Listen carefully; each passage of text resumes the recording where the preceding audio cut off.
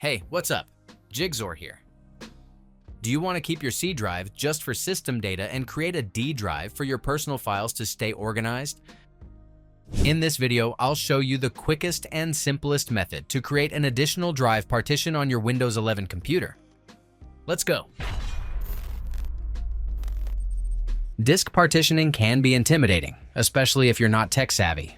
But don't worry, I have explored several disk partition management tools and found one with a simple, easy-to-use interface that really stands out. This tool quickly creates partitions on your Windows computer and is packed with features including partition extension and data recovery, dynamic disk management, operating system migration to another drive, and more. Would you like to try the software now? You can click my link in the description below to download the installer directly and receive a special welcome bonus as a first-time user.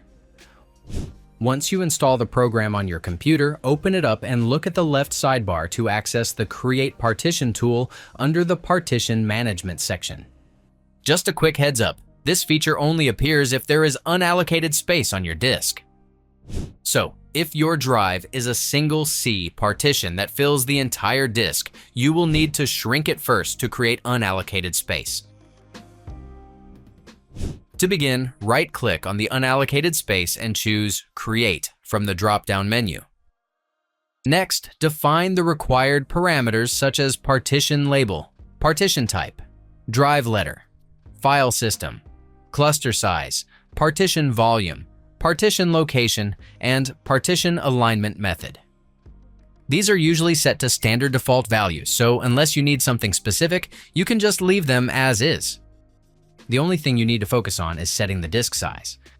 This tool also supports a variety of partition formats including FAT, FAT32, XFAT, NTFS, X2, X3, X4, Linux swap, and even unformatted ones.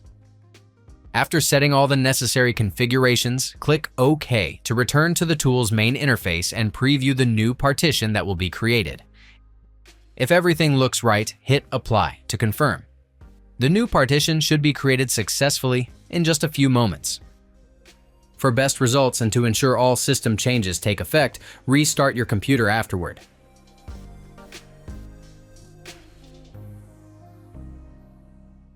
That's it.